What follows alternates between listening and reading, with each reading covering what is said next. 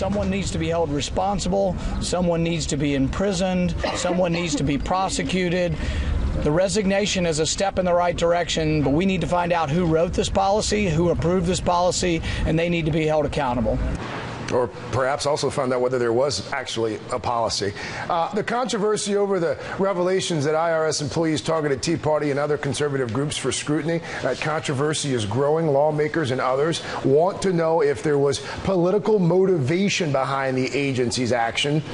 Amy Kremer is the chairman of the Tea Party Express. Amy, it's always good to get your perspective. Good to see you on a Saturday. Hey, good to see you. Thanks for having me. Do you see the IRS, the so-called scandal, do you see it as an isolated incident, or do you think that this is an organized policy by the administration, perhaps a vast left-wing conspiracy, if you will? Well, I don't see it as a vast left-wing conspiracy, and I don't know that there was actually a policy written. I see it as it's only a symptom of a bigger problem, a disease, and that is big government. We have to shrink the size of the government. Of course, it came to light that these Tea Party and conservative groups were targeted.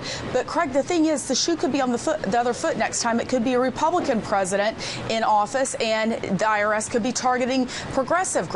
We can't stand for this. And when the government... How is shrinking the size and scope of government? Because presumably you're always going to have people in government that want to take the easy way out.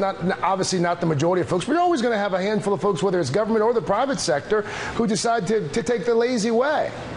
Yeah, but Craig, the problem is that the government has gotten so big and massive, it's like you can't get to the root of the problem. Nobody wants to take accountability or responsibility for what happened. No one will own up. Yesterday in the hearing, they were very evasive, did everything they could to give as little information as they could. And the problem is that the government's so big, you don't know who to go to. If we shrunk the size of the government and put the power back in the states where it belongs, we wouldn't be having this problem. And it's something that should concern every American. Smaller government equals less scandal. Is that the bumper sticker? Well, I mean, you definitely, I can't say that it's less scandal, but you have a better chance of getting to the root of the problem when it's not so massive and you can't find out any information. That's what the real problem is here. And it's this culture of corruption. And it's not just in the IRS. I mean, we've been finding out that this has been going on in the EPA.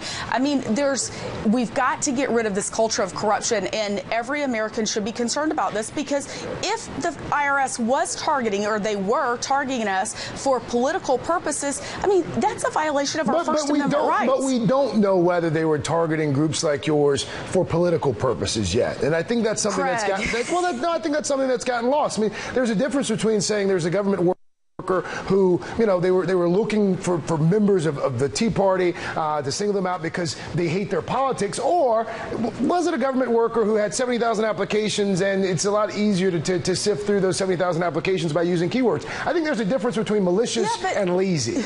But there was not keywords such as progressive and this is the thing, though. The bigger issue here is this agency, the IRS, collects our money, and that is why they have the power they have. Now they're going to be in charge of our health care. If they can go out and target these conservative groups for whatever reason, these conservative groups still do not have their nonprofit status, but yet there have been other progressive groups that their status was expedited. President Obama's brother, his status was expedited and granted in 32 days. My concern is this: are they eventually going to have the power to deny us health care? No, Amy, see, that's you do that sometimes. You'll say things that make sense, and then all of a sudden you throw in something at the end that sounds completely ridiculous. No, but the whole thing is, this IRS thing is completely ridiculous. No, I think what's ridiculous is to try and draw some sort of connection between what happened inside the IRS and health care. The IRS is responsible for the implementation of health care. They are not responsible for the implementation of health care. Health and Human Services is responsible. I'm sorry, Obamacare. But that's my point. How can you say they're not? They're not responsible. They're not solely responsible for the implementation of Obamacare. And for you to say that is wrong. And you know it's wrong. You know that's not true. It is not wrong. Lois Lerner, I mean, she went and she made this statement last week at the Bar Association meeting in Washington, Washington, D.C. Yeah. Now we find out that the woman that has been over all the nonprofit area of the IRS is now in charge of implementing Obamacare. She is not in charge of implementing Ms. Ingram Obamacare. is not in charge? No, she's not in charge of implementing Obamacare. She you know that's not true. is. She absolutely is. The fact of the matter is the IRS is going to have a part of Obamacare. Okay, that's accurate. What you just said right there, no, that's accurate. But to say that you're going to have to be a part of implementation and to say that you're in charge of it, those are two very big, those are different things. They are responsible for the implementation of Obamacare. This is the point though. Why should the IRS have anything to do with Obamacare? I mean, it's not a play on words. Why should they have any part of it? That is, they already have a class action lawsuit against them for accessing medical records that they shouldn't have accessed of 10 million people. We're going to have to stop there. I do wish that I had 15 or 20 more minutes to spend with you. Certainly. Amy Kremer, thank you so much. I always enjoy having you on. Thank you. You have a great day, great weekend. Amy Kremer, Tea Party Express.